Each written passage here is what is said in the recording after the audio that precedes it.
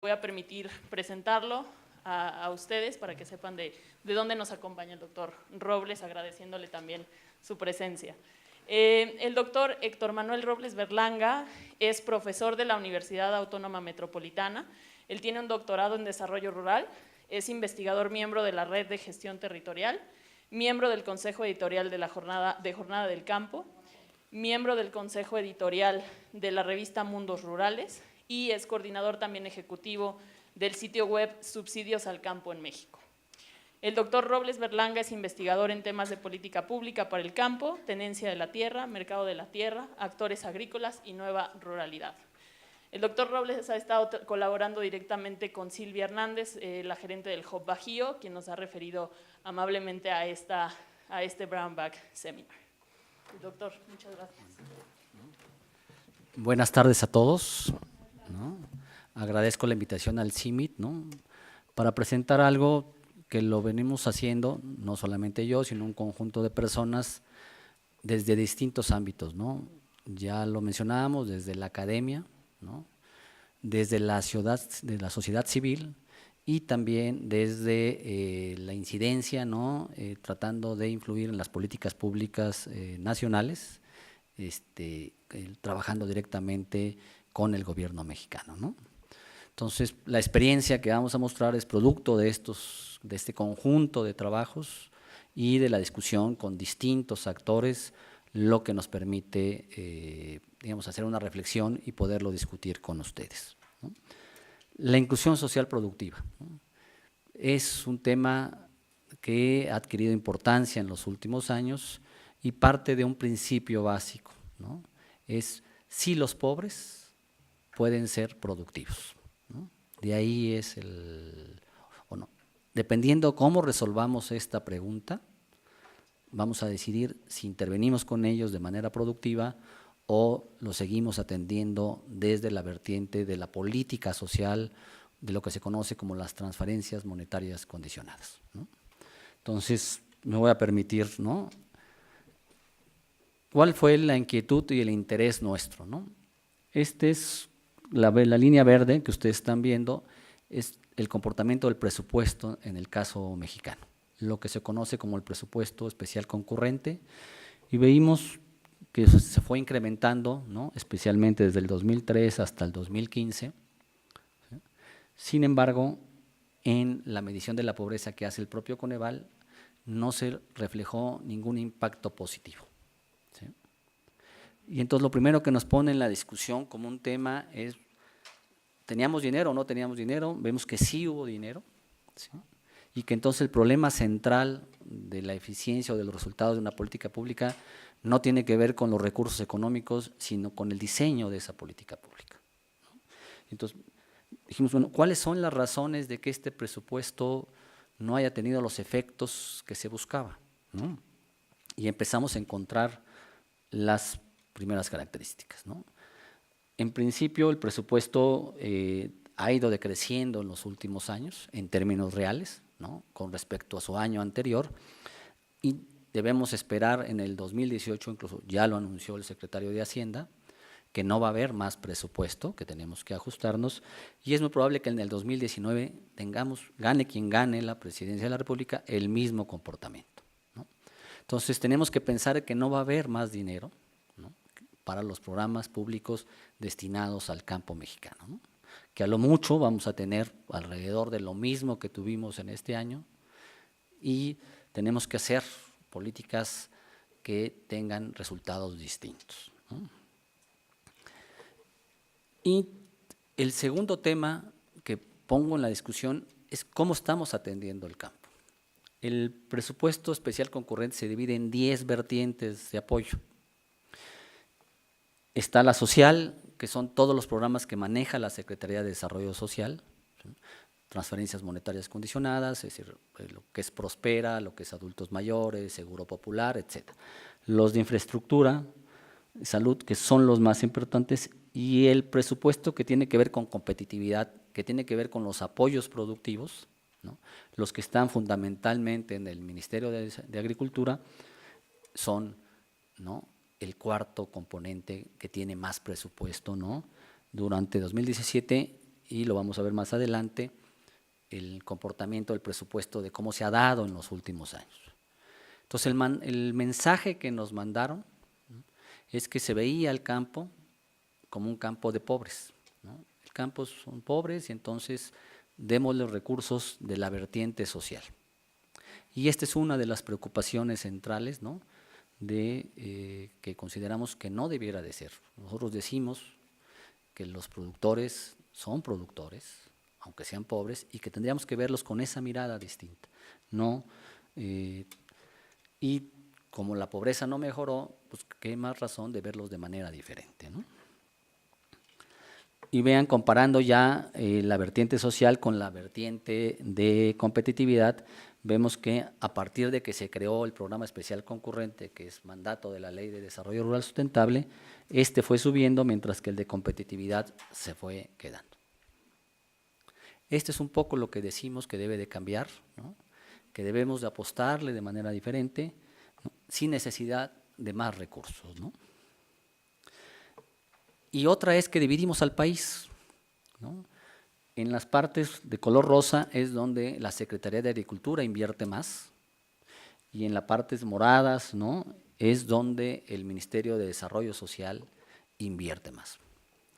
Como ustedes pueden ver, la parte rosada es donde están las zonas de riego, ¿no?, donde están productores con mejores condiciones, ¿no?, productivas, y entonces los recursos de esta institución se fueron a estas regiones, mientras que en el resto del país, especialmente en el centro y el sur del país, decidimos atender a los productores con la vertiente de desarrollo social.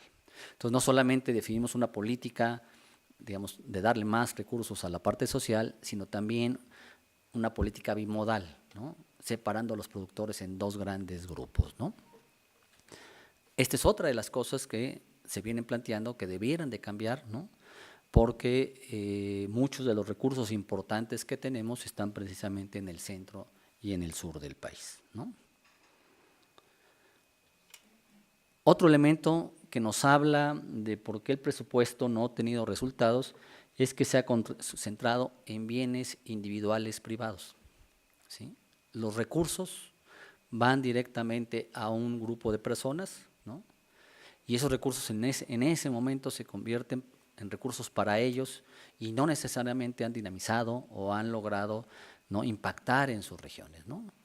Y esta es otra de las preguntas, si debemos de invertir más en bienes públicos, ¿no?, que es lo que están mandatando muchos organismos internacionales, ¿no?, o debiéramos de en bienes privados individuales, ¿no? Esto es ya 2015, digamos, toda la información que estoy haciendo referencia es la información oficial, digamos, lo único que nosotros hicimos es procesarla, analizarla y ponerla, ¿no?, pero nos habla de que la misma información oficial nos está diciendo que tenemos problemas con el presupuesto y que eso es lo que explica los resultados, ¿no? Y después tenemos una cantidad de programas. Si yo preguntara aquí, los que trabajan en el caso mexicano, ¿cuántos programas destinados al campo conocen? Y me van a decir unos, no, pues yo conozco 10, yo conozco 15, otros 20, el que más son 40, 50. Pues resulta que en el programa especial concurrente tenemos alrededor, los que dicen que saben, ¿no?, porque nadie nos ha podido dar el dato exacto, más de 150 programas, ¿sí?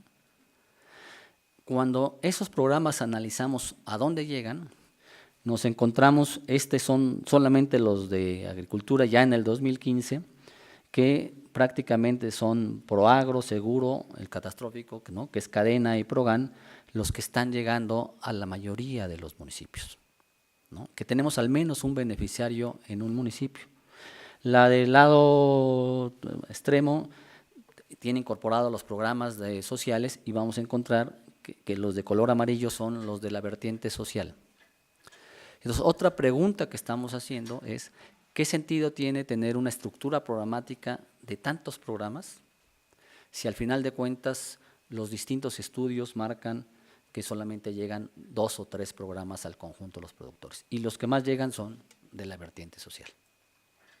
Entonces, no tiene sentido. ¿Por qué implica tener muchos programas?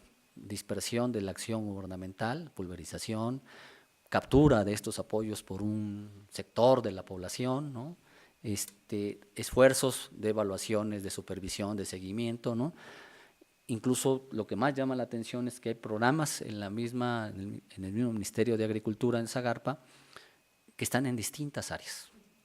El ejemplo más claro es el 266, el programa de apoyo a pequeños productores, que tiene 12 componentes, pero que lo manejan 4 áreas distintas, ni siquiera está concentrado en una sola área. Todo eso es lo que implica, ¿no? Y también los montos que damos, ¿no? Las posibilidades de impactar o no impactar. Otra vez los colores rojos donde más apoyamos, con más recursos a los beneficiarios, y el resto, ¿no?, de colores más verdes, amarillos, es donde menos damos. En muchas zonas estamos dando menos de 5,000 pesos por beneficiario, ¿no?, de los que llegan a recibir, mientras que en otras partes llegamos a dar más de 100,000 pesos, pero algunos productores hasta 3 millones de pesos, ¿no?, para actividades productivas. Obvio, la posibilidad de éxito de unos y de otros es muy clara, ¿no? Y otro problema que se está anunciando, que se ha estado señalando, es la regresividad del gasto público. Esta es la distribución de cómo se daba Proagro, ¿no?, y el 20% de los beneficiarios se lleva el 60% del presupuesto. Y este es el menos regresivo de todos los apoyos, mientras que el financiamiento, el 3%, se lleva alrededor del 60%. Y en comercialización, el 3%, no lo pusimos aquí, se lleva alrededor del 80-85%, ¿no? Entonces, tenemos un problema de que estamos apoyando a un sector de productores que posiblemente no requieren de ese subsidio y que además lo que le estamos dando no impacta en las mejoras de la productividad de esa unidad de producción, porque el subsidio representa para los ingresos totales de esas empresas o de esos productores muy poco. Y la otra es que es subsidio, y el subsidio lo generamos todo, y entonces la pregunta es, ¿debemos estar subsidiando a estos productores o no? ¿No? Y el siguiente elemento es lo que tiene que ver con las reglas de operación, ¿no? Las reglas de operación en la estructura jurídica mexicana están en el 7º nivel, que son en la parte de abajo. Primero tenemos a la Constitución, los tratados internacionales, las normas secundarias, ¿no?, y las reglas es el nivel 7º. El problema es que en la realidad, quien está prevaleciendo en la realidad para la actividad productiva son las reglas de operación. Si uno quisiera pedir un apoyo, si no cumple con lo que dicen las reglas de operación, no se puede. El problema es que, por ejemplo, las de Zagarpa tienen 500 cuartillas, que son dirigidas para los campesinos. Cuando no tienen internet, revisar 500 cuartillas, los que nos dedicamos a estos menesteres, nos es complicado leer esas 500 cuartillas. Yo lo digo, cuando a mis alumnos les dejamos 200 cuartillas, nos dicen, no, ¿cómo es posible? Son muchas, ¿no? Pues a los campesinos, en total el PEC tiene alrededor de 3,000 cuartillas de todos los programas institucionales. ¿Esto qué hace? Que se requiera necesariamente de un intermediario para que me procese esta información y me puedan llegar los apoyos. Y ese intermediario, dependiendo de quién sea, hay organizaciones, por ejemplo, que cobran el 40%, hay gestores que cobran el 20% y otros el 10%, pero entonces lo que iba a ser un proyecto termina siendo la mitad de ese proyecto, ¿no?, y me están pidiendo que haga lo mismo, ¿no?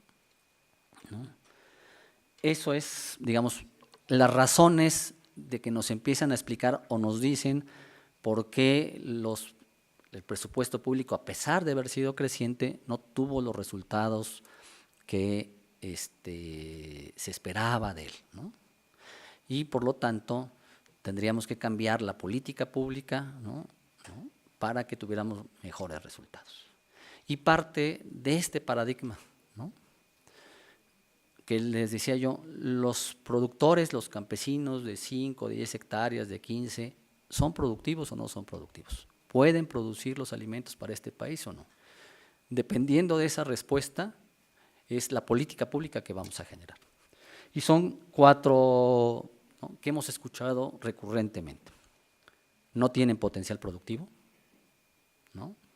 El segundo, no están dispuestos a innovar, ¿no?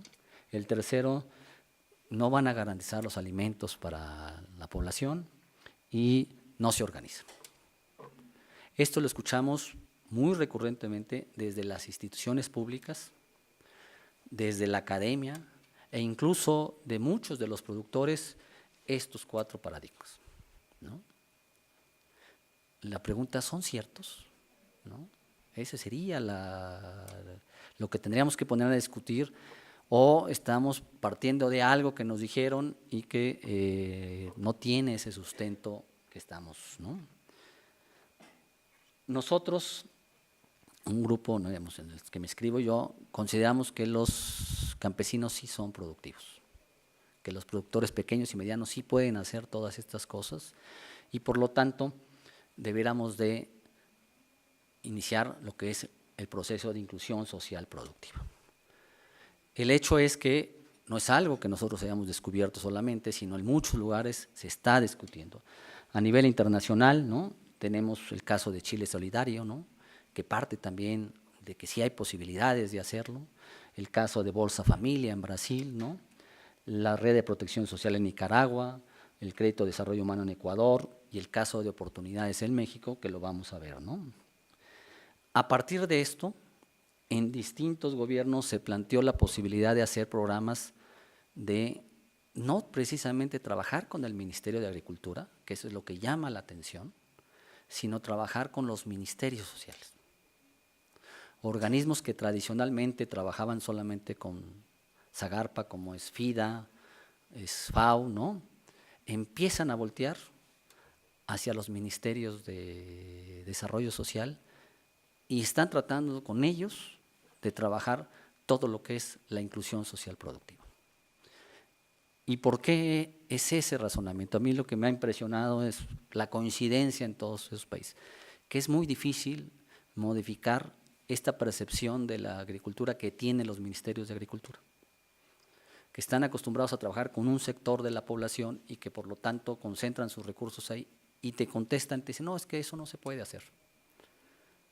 Y entonces estos organismos empezaron a insistir con los ministerios de agricultura, cuando se dan cuenta que esto no es posible, cambian y ahora están buscando a los ministerios de desarrollo social, ¿no?, como CDSON en el caso mexicano, para trabajar, ¿no? Y ahorita ya tenemos el caso colombiano, ¿no?, el caso de México, 3 experiencias, ¿no?, el caso peruano y 7 países de África que lo están haciendo, ¿no?, esta inclusión, ¿no?, social productiva, ¿no? En el caso ya concreto de las experiencias que tenemos, en el caso mexicano tenemos 2, que es el programa piloto Territorios Productivos, ¿no? Yo les comentaba, me ha tocado trabajar a alguien muy cercano a CIMIT, que fue muy cercano a ustedes, con Julio Verdeguer, y entonces hicimos esta experiencia. Y PROIMPRO, las 2 están en el Ministerio de Desarrollo Social, y el que estaría iniciando en 2018 en el Instituto Nacional de Economía Social, ¿no?, el PROECOSocial, ¿no?, que así se llaman. En Perú, Jacu Winay, que es una de las experiencias que están, ¿no?, en El Salvador, estas 2 experiencias, ¿no?, en Brasil, Sin Miseria, en África, en estos 2 países se están haciendo ya programas de inclusión social productiva, ¿no? Me voy a meter a las características, especialmente de los mexicanos, para que vean en qué consiste, ¿no?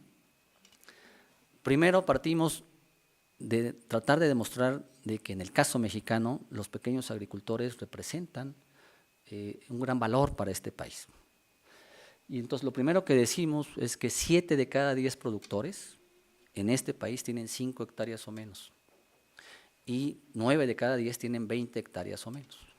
Entonces, estemos de acuerdo o no estemos de acuerdo, nos guste esa situación o no, esa es la realidad. Son pequeños o medianos productores y no grandes productores, ¿sí? El segundo es que la unidad de producción que más ha crecido en el tiempo, ¿sí?, creció 709% entre 1930 y 2010. Sin considerar el fenómeno de la regularización de la tenencia de la tierra, que ha reconocido 2 millones nuevos de posesionarios en las tierras ejidales y comunales, lo cual nos hace que estos porcentajes todavía sean mayores.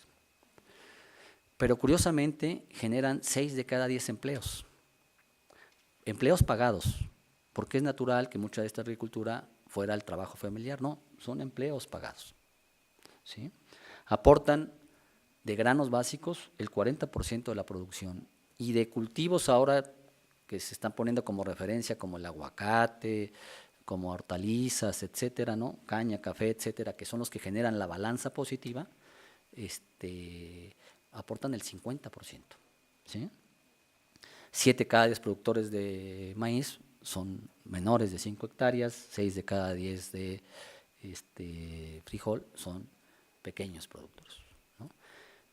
México fue declarado, su comida fue declarado Patrimonio de la Humanidad, y la razón de declararlo es por la diversidad de su comida, que tiene que ver con la diversidad de las actividades productivas y de las plantas que existen, ¿no?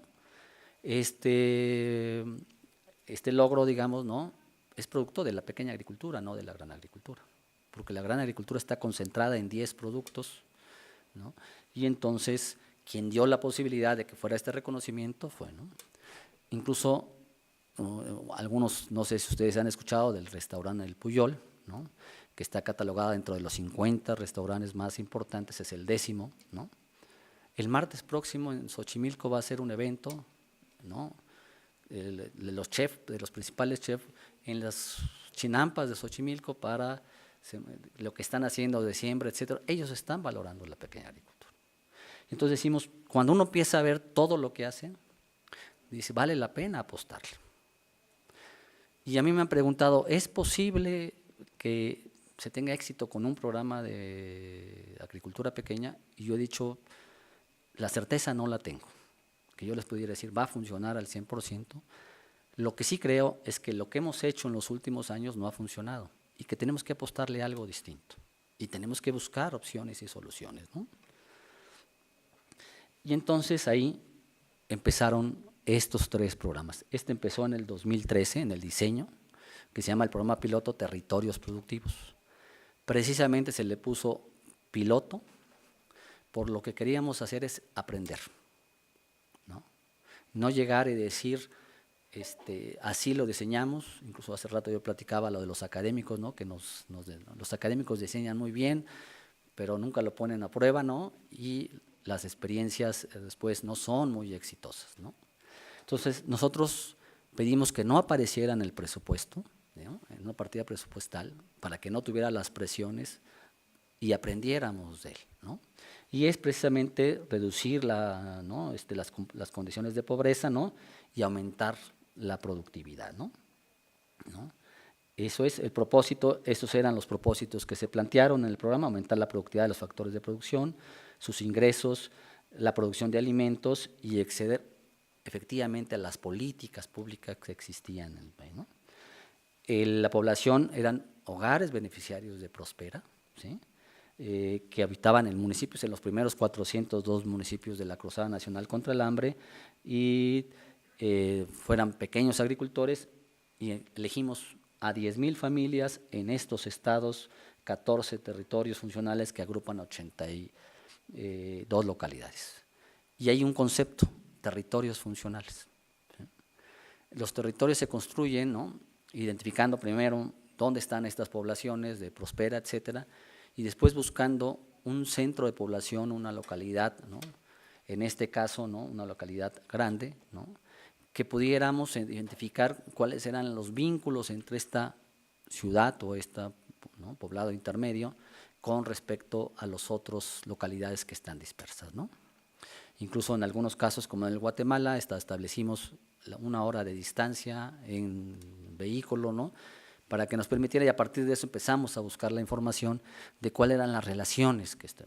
Porque sí creemos que tampoco pensar solamente trabajar con los agricultores y dejarlo ahí va a solucionar el problema, sino teníamos que buscar cuáles eran las interacciones de trabajo, de comercio, etcétera, ¿no? La idea era que se articulara con 15 programas de Zagarpa, CDI, INAIS, ¿no?, la financiera, Cedesol, la Secretaría de Economía, y en ese tiempo todavía algunos estaban en Sedatu, ya no los tiene ahora, ¿no? Y el agente técnico fue RIMIS, ¿no?, que fueron los que estábamos asesorando, acompañando a RIMIS, hicimos el diseño del programa. Tenía la venia de la Secretaría de Hacienda, ¿no?, y supuestamente dentro de la política nacional, la venia del presidente, ¿no? Y el resultado que tenemos después de 3 años es que no logramos articular los programas. que las mismas instituciones tienen una resistencia a poner sus recursos en una bolsa, ¿no?, para hacer cosas en conjunto.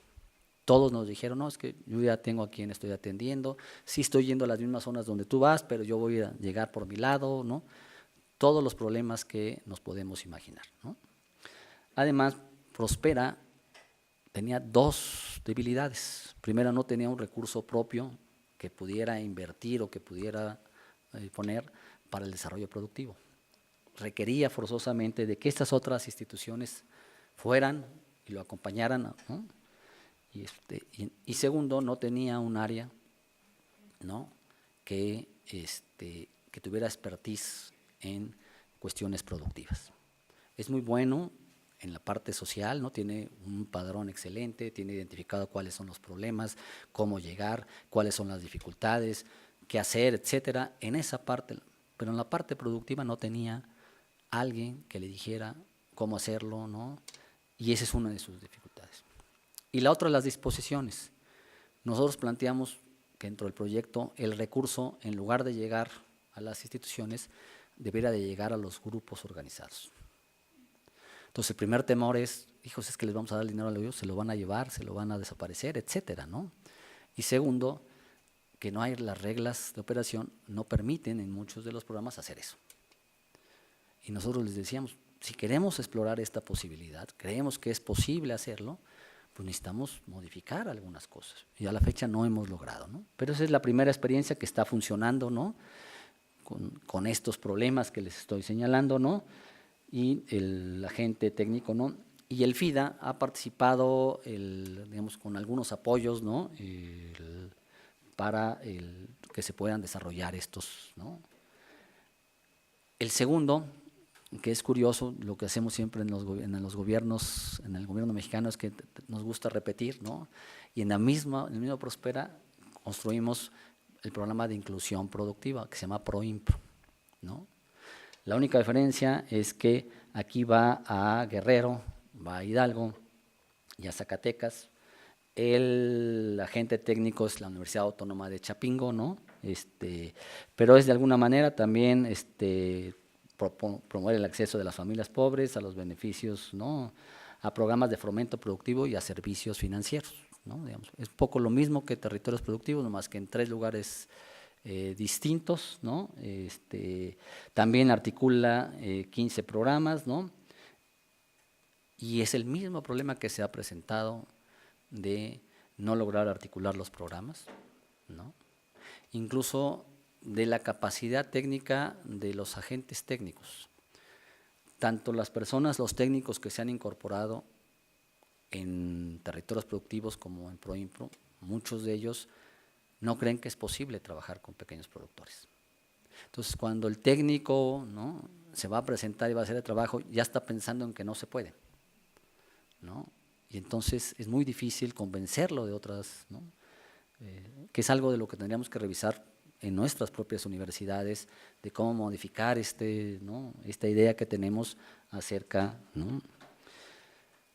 Y la tercera es la que se está haciendo con INAES, que se está diseñando, ¿no?, que tiene que ver también, ¿no?, con inclusión social productiva. Aquí la diferencia es que partimos de su población objetivo, que son las organizaciones del sector social de la economía, ¿sí? Lo que se conoce como OCES en la ley, ¿no?, de la economía social, en el propio INAES, ¿no? Y entonces es ese de no partir del individuo, como si eran los otros dos, ¿no?, la familia prospera, la persona que reviene, sino aquí a partir de, aquí va a ser en 4 estados, Chiapas, Guerrero, Oaxaca y Puebla, 20 territorios funcionales, ¿no?, que abarcan 626 municipios.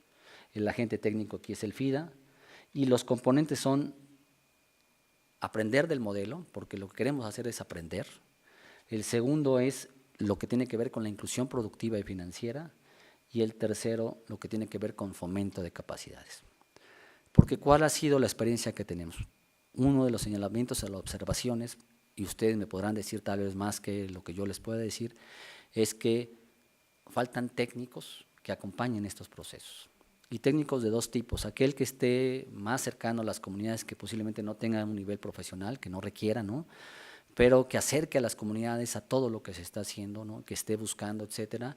Y técnicos sí especializados que difícilmente los podemos tener en las áreas rurales porque son técnicos que demandan mayores salarios, etcétera, ¿no?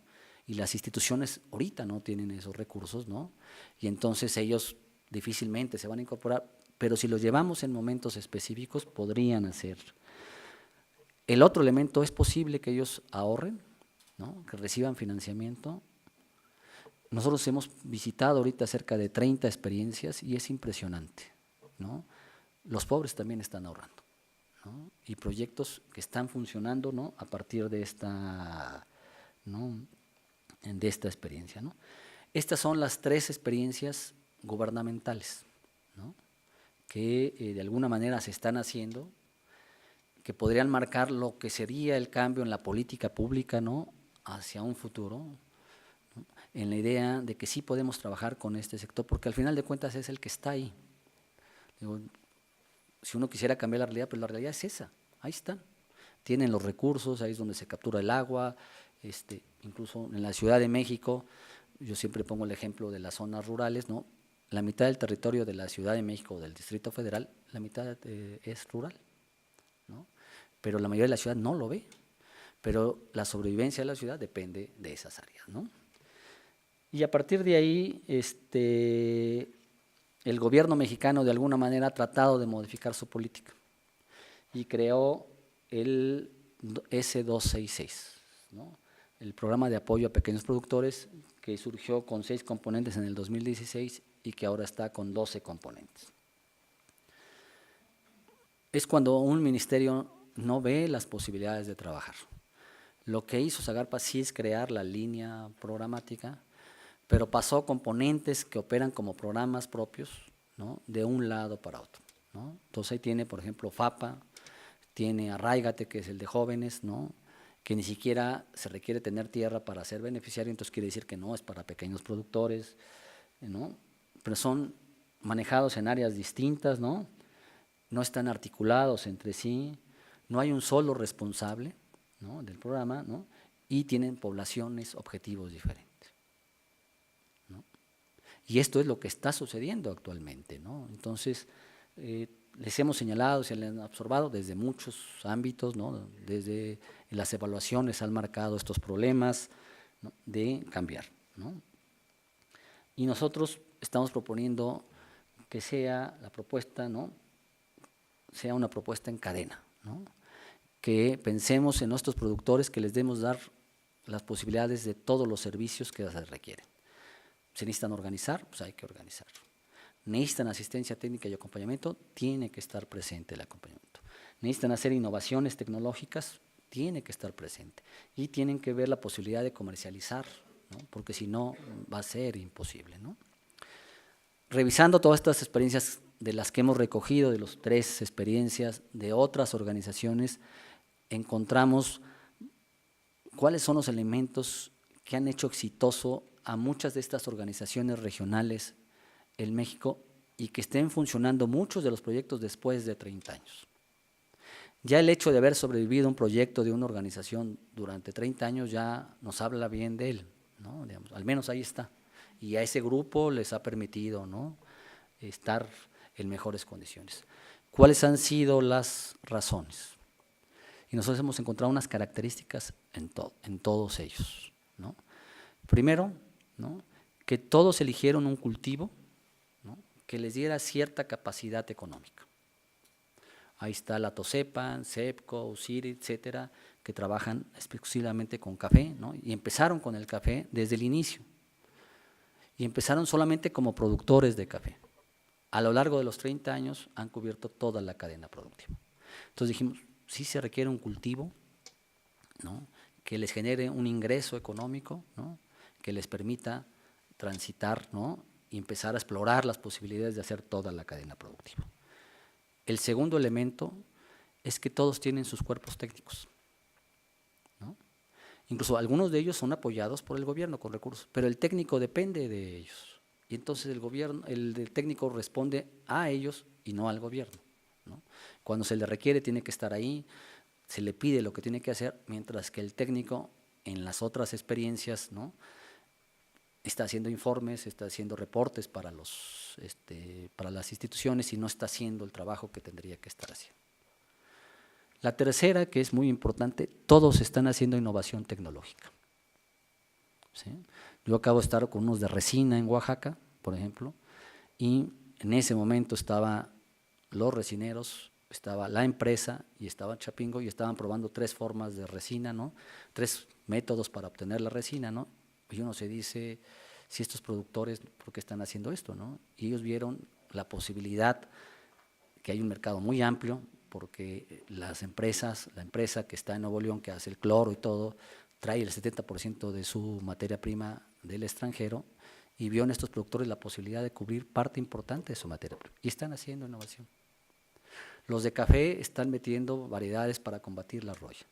Todos los que están usando la lombricomposta, los fertilizantes, digamos, a partir de materias primas. Es decir, vemos muchas experiencias que están haciendo innovación tecnológica, y entonces sí cuestionamos a aquellos que piensan, primero, que debieran de hacerlo todo de manera tradicional, o segundo, aquellos que dicen, ellos no van a hacer innovación tecnológica. Todas estas organizaciones están haciendo innovación tecnológica, ¿no? Gobernanza, ¿no?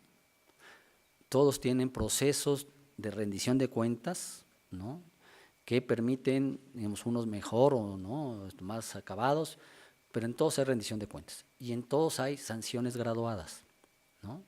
Es decir, no haces algo mal y en ese momento te expulso, sino te marco un alto, a la segunda una sanción y a la tercera posiblemente, pero hay esta rendición de cuentas, ¿no?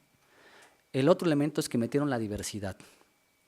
Están haciendo actividades distintas también, ¿no? Cuando se dieron cuenta, este cultivo sube de precio, baja de precio y nos vuelve muy endebles, y entonces están apostando a la diversidad. Por ejemplo, algunos la parte turística, y eso les permitió incorporar a jóvenes, ¿no?, porque son los que se dedican al apoyo de los proyectos productivos, ¿no?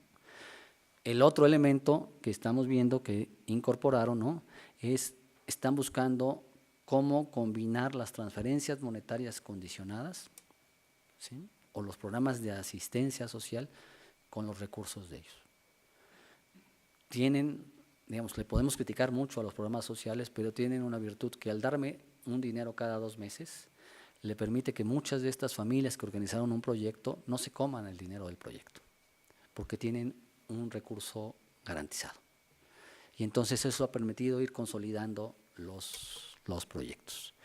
Todos están pensando en comercializar, ¿no?, y combinado en los solares o en los pequeños espacios con cultivos para generar alimentos propios de ellos, ¿no? Todas estas características son lo que estamos tratando de incorporar en estas experiencias, de rescatar, de decir qué es lo que tiene que llevar, y nos da la posibilidad de pensar que sí es posible hacer algo distinto, ¿no?, apostarle, ¿no?, que no va a ser fácil, pero que lo podemos hacer, ¿no? Estas son de alguna manera las características, ¿no?,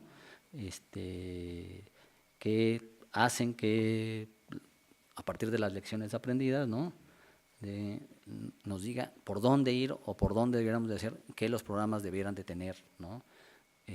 No tener miedo, por ejemplo, a dar los recursos ¿no?, a las organizaciones. Lo que hay que hacer es procesos de transparencia y rendición de cuentas de estos productores, ¿no?, pero diversificar actividades, innovación tecnológica, y ahí el CIMIT puede jugar un papel muy importante en estos servicios de asistencia técnica, en estos servicios de innovación tecnológica, ¿no?, para apoyar a esta agricultura, a estos productores que al final de cuentas son las mayorías, ¿no? Pues muchas gracias, ¿no? Y espero que les haya sido de utilidad esta exposición, ¿no?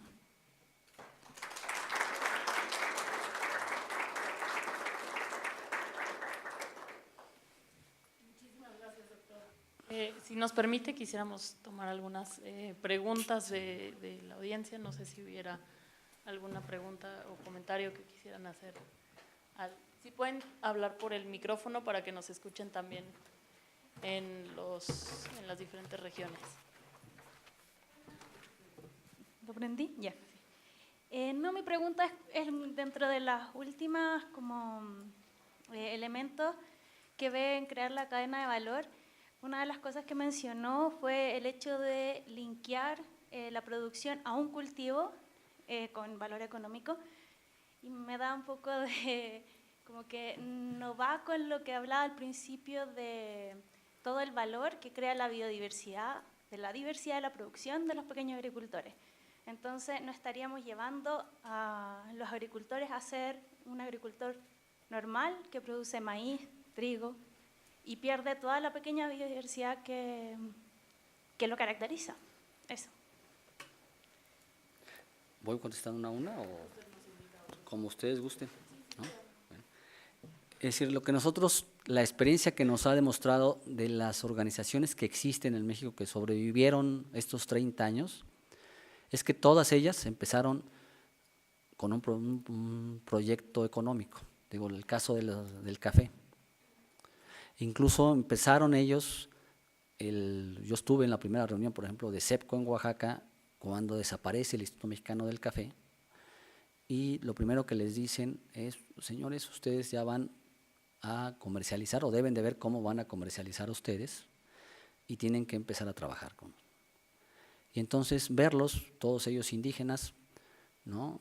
Checando la bolsa, ¿no? De Chicago, ¿no? De cómo se comportaba el café, sin entender inglés, ¿no?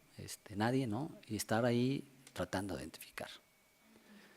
Y ellos lo que vieron y lo que aprendieron es que tenían que entrarle, ¿no? Pero hicieron esta combinación, si bien al principio se dedicaban a la producción, ahora, ¿no?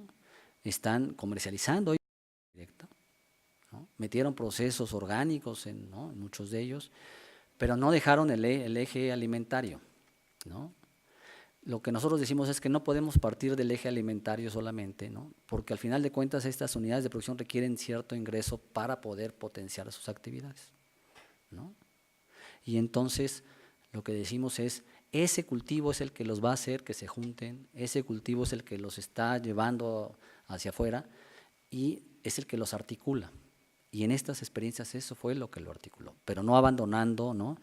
Lo ideal es que tengan todos los elementos. Esa es la experiencia de estas organizaciones que existen en el país, que ya decía yo, ya el haber sobrevivido ya es, en este tipo de proyectos, con este tipo de población, ya es un éxito, ¿no? Con sus altas y sus bajas que han tenido, pero nos marcó esa referencia, ¿no? Entonces, ¿cómo entramos con ellos? Identificando. Yo acabo de estar hace 3 semanas, el de la pitahaya, ¿no? En la Mixteca poblana, ¿no? De un cultivo, la pitahaya, que se daba ahí, ¿no? Que estaba ahí, en los árboles del mezquite, donde crece como guía, ¿no? Para ellos era solamente recolección y recolectaban lo que requerían, y ahora toda la comunidad está, ¿no? Recolectando la pitahaya, poniendo en sus solares postes de cemento para que sirvan como guía, ¿no? Para la pitahaya.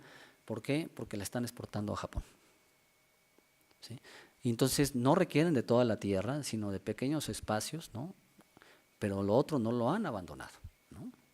El hecho es que lo que los une o los que los junta como organización son estos cultivos, ¿no? Y a partir de ahí hacen todo.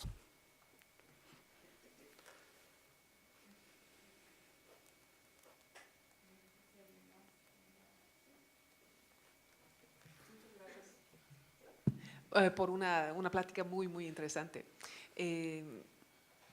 Me llama la atención más que todo algunos de los aspectos que mencionó de que alrededor de lo de las organizaciones y para hacerlas funcionar bien. ¿Qué han aprendido de estos éxitos, del proceso de los mismos grupos o organizaciones de esto, de organizarse? Y de respetar un poco esto de que estamos trabajando en conjunto, no me puedo aprovechar porque entonces me van a echar y hacerlo, pues profesionalizar esto para que funcione así como una pequeña empresa que va bien. Bueno, primero sí estamos diferenciando porque en México hay muchas organizaciones, ¿no? Hay unas de carácter nacional, ¿no? Que no son precisamente el ejemplo a seguir. Estas son por lo general organizaciones locales, regionales, ¿no? Que están ahí en los territorios, ¿no?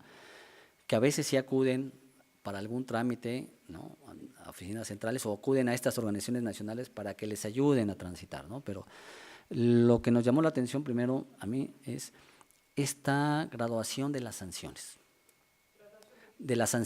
¿No? Es decir, que ellos han establecido mecanismos, incluso no a veces no escritos, pero dicen, te llamamos la atención en la primera, ¿no? Es decir, no te estamos corriendo, no te estamos expulsando, ¿no? Te llamamos. Segundo elemento, ¿no?, es que cuando hay necesidad de aplicar la sanción, la aplicamos, que esa es la siguiente característica, ¿no? Y tercer elemento es que la característica de estas organizaciones, a diferencia de lo que se promovía en los 80s o los 90, se pensaba que entre más grande fuera la organización, mejor, ¿no? Aquí la experiencia que nos está diciendo es que se conozcan, ¿no? Incluso muchos pueden ser la familia extensa, ¿no? Y ellos formar la organización, ahí hay confianza, se saben las buenas y las malas, ¿no?, entre ellos mismos, y eso permite. Acabo de estar también con los que producen chile miahuatleco, en la misma comunidad 3 organizaciones, haciendo lo mismo y todo, y en algunas cosas las comparten, pero la organización tenía característica que era la familia extensa. Es que aquí nos ponemos, las cajas de ahorro funcionaban en cada familia extensa. Ya para hacer algunas compras, para vender, etcétera, se ponían de acuerdo, ¿no? Pero las organizaciones eran 3 en la comunidad. Entonces, dar esa flexibilidad, esa posibilidad, ¿no?, de que se organicen de esa forma, que permita no forzar a querer hacer todos, ¿no?, ni la mayoría, sino tenemos que hacer esto de que, primero, ¿quién está dispuesto a hacer todo esto?, ¿no? Porque si no, caemos también en el error de que queremos meter a todos y no funciona, ¿no? Esa es la experiencia que hemos tenido hasta ahorita, ¿no?, digamos, de lo que hemos identificado, ¿no?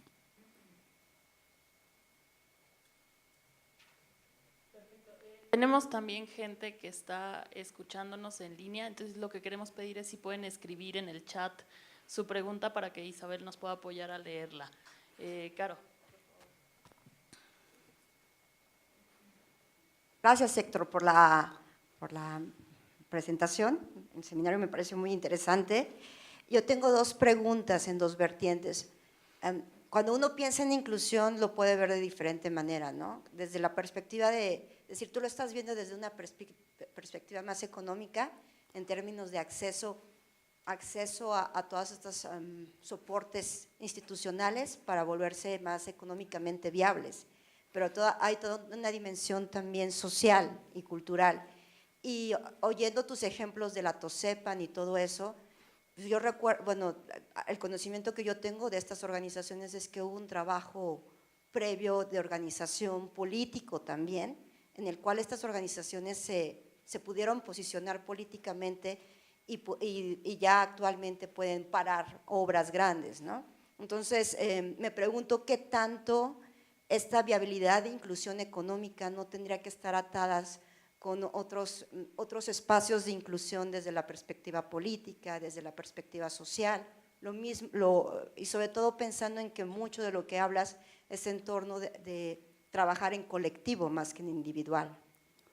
Es decir, la experiencia, digamos, ¿no?, lo que decimos, hay muchas experiencias regionales o locales que están haciendo muchas de estas cosas, pero que no las tenemos identificadas, ¿no?, que las hemos descuidado, no las vemos, ¿no?, y que un gran esfuerzo que tenemos en conjunto los que estamos trabajando en el sector rural, especialmente desde la academia o de las organizaciones, es identificar toda esta gran experiencia de proyectos que existen, ¿no?, para hacerlos visibles, que eso sería lo primero, ¿no? Porque incluso tenemos un problema, la sociedad, y más la urbana en general, tiene una percepción negativa del campo, ¿no? Como primero, difícilmente lo ve. Segundo, cree que son campesinos, son pobres, valores negativos, ¿no? Y son pobres porque son flojos. Sí, porque son flojos, son rústicos. Incluso la Real Academia dice así, digamos, en varias de sus acepciones dice población rústica, ¿no? Faltos de trato. Estos valores, ¿no?, que están muy presentes. Yo lo he señalado en distintos eventos con organizaciones. Nosotros entre nosotros podemos decir, sí, los campesinos hacen muchas cosas, etcétera. El problema no es con nosotros, el problema es cómo convencemos a los otros que tienen esta idea, ¿no? Y una de las formas es hacer visible todas estas experiencias. La semana pasada hubo uno en Michoacán, un evento, en donde muchos de ellos empezaron a decir, oye, yo no sabía que tú también estabas haciendo esto. Oye, yo también lo estoy haciendo. Es decir, hay muchas experiencias de ese tipo, ¿no? Que si se juntaran y si empezaran a dialogar entre ellos, les diéramos la posibilidad. Después, desde lo urbano nos preguntan, bueno, en el caso del Distrito Federal, cuando hemos puesto esta información, y te pregunto, bueno, ¿y dónde voy a comprar yo productos, no? Más del productor, más orgánicos, etcétera, y nomás les podemos decir de 3 lugares o de 2, ¿no? Digamos, no existe en ningún sitio esta información que permita decir dónde puedo acudir yo a comprar estos productos. Entonces, es otro de los esfuerzos que tenemos que hacer de también acercar, ¿no? Que lo están intentando otros productores. Entonces, sí tenemos que verlo así, ¿no? La otra es que muchas de estas organizaciones, curiosamente, ¿no? Pongo el ejemplo de CEPCO, que tuvieron un gran peso, ¿no? Al final de cuentas, por áreas del destino se dividen, ¿no? Los dirigentes muchas veces de estas se dividen, pero han encontrado cada una de ellas su propio nicho, ¿no? Entonces, la CEPCO se ha especializado en el financiamiento y los que se fueron con otras organizaciones se han especializado en la parte de producción. Y entonces están dialogando a partir de esos acuerdos. Entonces, lo que tenemos que buscar es eso, ¿no? Cómo hacer visible esto, cómo mostrarlo. Por eso estas 3 experiencias que están buscando, están intentando, ¿no? De decir, sí se puede hacer, hay mucho que se está haciendo, ¿no? Y tendríamos que pensar no solamente en la parte productiva, como tú lo señalas, sino también en la parte social. Un valor que se está diciendo ahorita, la cohesión social. Hablamos de la violencia, ¿no? Y ahora se está empezando a reconocer que tener posibilidades en áreas rurales, ¿no? Población con cierto ingreso, con ciertas características, es una forma de hacer cohesión social y evitar la violencia en zonas rurales, ¿no? Que además después se refleja en las ciudades, ¿no? ¿Eso cuánto cuesta? No lo tenemos. El cuidado de los recursos, que tiene otro valor, tampoco, y ahora cada vez lo estamos poniendo más en el centro. Entonces, un poco la idea es de estas presentaciones, de estas experiencias, es decir, este es un camino, ¿no? Vamos a buscarlo, vamos a aprenderle, puede ser que le modifiquemos esto, le cambiemos, ¿no? Que incluso enriquezcamos, ¿no? Porque lo que estamos presentando son apenas experiencias, ¿no? No necesariamente es la verdad, digamos, de todo, ¿no? Hay que aprender, ¿no? Todavía, y sobre eso trabajar, ¿no? Digamos, pero sí tiene que ser en todos los ámbitos, en lo económico, en lo social, en lo ambiental, ¿no? En la seguridad, ¿no? Si que realmente queremos tener. Y a mí me llama la atención, nomás pongo, por ejemplo, nunca lo he medido, pero muchas de estas organizaciones hubo atrás uno que tenía como cierta característica, eran jesuitas, cristianos de base, ¿no? De este tipo, ¿no? Que no cuenta, pero que ahí están, ¿no? Estuvieron, que no se comen el proyecto, que hacen un trabajo, están dispuestos a estar, ¿no? Estar ahí, ¿no? ¿Cuántos de nosotros jóvenes quisiéramos estar todo el tiempo ¿no? en estas comunidades, ¿no? Nos es difícil, ¿no? Digamos, entonces, esa es una de las características que nunca la he medido, ¿no? Pero sí la he observado en muchas de estas organizaciones, ¿no?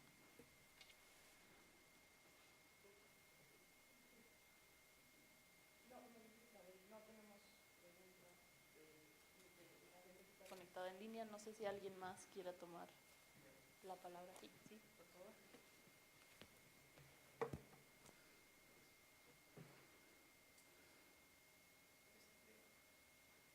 Bueno, solamente como no sé si es pregunta, pero mencionaste al inicio de tu presentación que una pregunta muy importante, ¿no? Que si los pequeños productores podrían generar el alimento suficiente para el país, algo de seguridad alimenticia. Y más adelante también mencionaste algo que es muy importante, es que muchas de esas asociaciones con las que estabas trabajando, mencionaste el caso de la pitahaya y del café, comienzan a trabajar, comienzan a producir y muchos de sus productos se van al exterior. Bueno, claro, ellos venden a quien se los compre y si se los compran a un buen precio, a un precio bueno, pues mejor, ¿no? Entonces, creo que también haría falta, si tú nos puedes decir eso, alguna estrategia donde esos esas asociaciones pudieran producir en buena calidad, en buena cantidad, y que se quedaran dentro del país, porque bueno, no solamente son esos casos, sino también está el aguacate, está mucho del maíz que se produce se va, el trigo, etcétera. Entonces, que se pudiera quedar dentro del país para asegurar parte de lo que es la seguridad alimenticia. Sí, no está fácil, ¿no? Ellos mismos reconocen, nosotros consumimos mal café y vendemos el nuestro, ¿no? Sucede mucho, tiene que ver con el ingreso, ¿no? Y entonces decirles, oye, produce para el mercado nacional, cuando en el mercado nacional no necesariamente lo van a comprar, ¿no? Digamos, por el precio. Y te pongo el ejemplo en Puebla, que estábamos, ¿no? Con unos productores, hijos de productores que están estudiando en una escuela que se llama el CESDER, ¿no? Que es una escuela técnica, o digamos, ¿no? Y entonces ellos habían hecho conservas, ¿no? Y aprovechando la fruta de la comunidad, habían resuelto el problema de que se conservara, ¿no? Que durara al menos un año, y dicen, tenemos el problema de que nuestras propias familias no nos compran. Y nos decían, nosotros les decimos a nuestra familia, oye, es que mira, fue de la fruta de la parcela, soy tu hijo, apóyame, ¿no? Y les decían, no, es que la McCormick es más barata, ¿no? Entonces es un problema real, ¿no? Yo no tengo la solución, ¿no? De cómo sería, ¿no? En la ciudad también mucha de la población nos va a decir, sí, pero mira, este producto cuesta más, ¿no? Y no tengo ese ingreso, ¿no? Entonces una parte que incluso es uno de los cuestionamientos que se hacen a los mercados o a los productos orgánicos, ¿no? Que es para un tipo de población, ¿no? Para una población selecta, ¿no? A la que va dirigido, ¿no? Que no necesariamente es el que requiere los alimentos, ¿no? Entonces no es fácil, ¿no? No tengo yo así una salida. Y ellos pues dicen, es que nos están pagando y con este recurso le puedo dar educación a mi hijo, con este recurso puedo hacer mejorar mi parcela, puedo hacer una serie de cosas que si no lo tuvieran y no me lo comprara nadie, no lo podría hacer, ¿no? Entonces ese es uno de los grandes retos que tendríamos, cómo lo resolvemos y cómo acercamos. Una de las soluciones sería los mercados cortos, ¿no?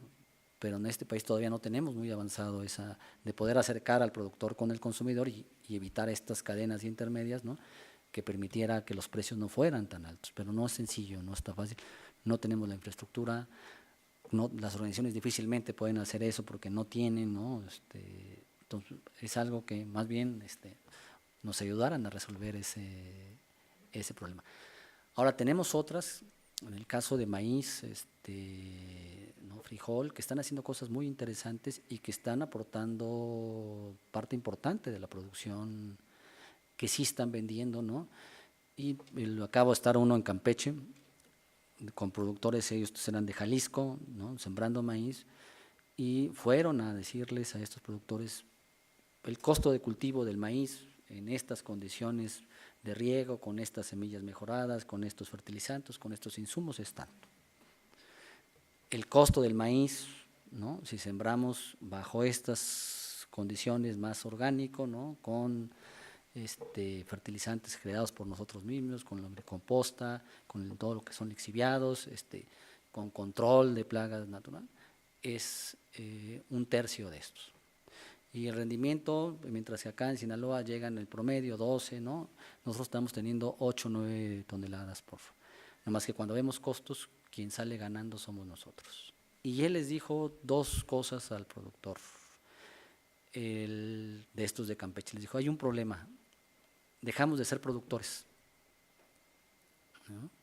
Somos, ahora como campesinos o como productores, somos consumidores más que productores. Que consumimos el fertilizante, que consumimos la semilla, que consumimos y todo lo demás, ¿no? Ya no hacemos nada, ¿no? Antes sí lo hacíamos, ¿no? Y segundo, cuando les dijeron, ¿por qué no ponen una parcela demostrativa aquí? Él les dijo, nosotros no hacemos parcelas demostrativas. O se ponen de acuerdo ustedes, se organizan y vemos cómo hacemos todo esto, o busquen a Zagarpa, busquen a otro para que les haga la parcela demostrativa. ¿no? Eso fue lo que les dijo usted. No vengo a venderles la tecnología, no, les vengo a decir que un proceso que hay que seguir para que tengan resultados, ¿no? Y son productores de maíz, ¿no? Pero la otra parte sí está difícil, ¿no? Digamos, de cómo logramos, no hay una solución, ¿no?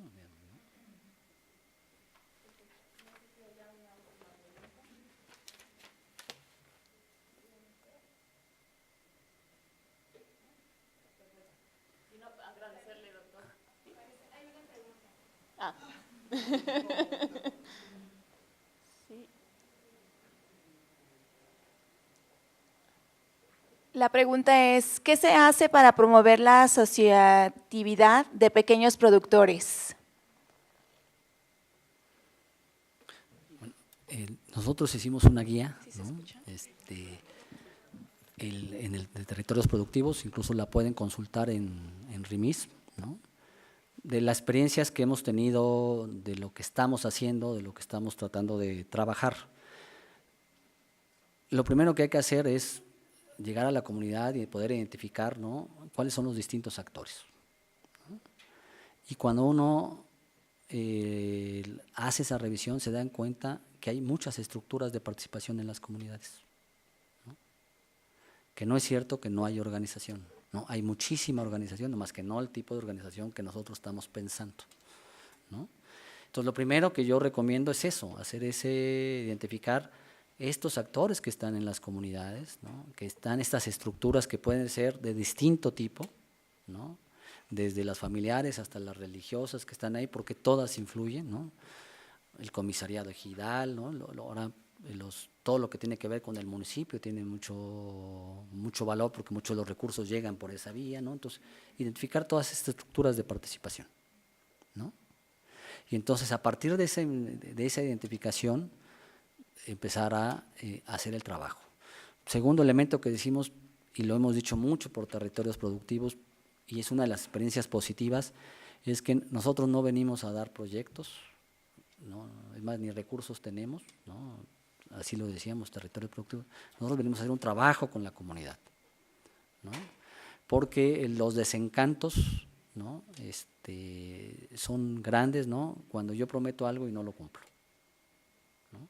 Entonces hemos dicho, nosotros venimos a trabajar con ustedes, a hacer un diagnóstico, a hacer la identificación de actores, a identificar los ejes productivos, a ver todas estas cosas, y si tenemos éxito o no tenemos éxito, depende de ustedes, nosotros los estamos acompañando. Imagínense si un programa de gobierno como Territorios Productivos, porque al final de cuentas estaba en Prospera y se identificaban como Prospera, hubiera prometido bajar proyectos y el resultado fue negativo. Pues hubieran dicho, no, otro proyecto más, son lo mismo, y ustedes son el gobierno y no pueden, entonces menos nosotros. Lo que hizo la diferencia es que el técnico que acompañó en ese proceso estuvo en la comunidad en el resultado, y cuando ellos se dieron cuenta de que no era culpa del técnico, y que incluso el técnico seguía ahí con ellos, dijeron, no, es que no, la responsabilidad no es de ustedes están aquí con nosotros, están discutiendo, están acompañándonos, están viendo qué hacer, y entonces hay que seguir trabajando, ¿no? Entonces, cuando uno no promete, cuando uno dice que va a bajar recursos y estas cosas, genera una confianza. La otra es que hay que pensar que son procesos de largo plazo, ¿no? Que pensar que voy a organizar y que me va a salir rápidamente y que va a resultar, no, eso no funciona, ¿no? Por lo general son procesos de largo plazo. Otra de las cosas que hicimos en la experiencia de territorios productivos, especialmente cuando los técnicos o las personas con las que estábamos trabajando decían, es que esto no se puede, es poner experiencias similares, ¿no?, a lo que estaban haciendo ellos, platicadas por los propios productores, ¿no?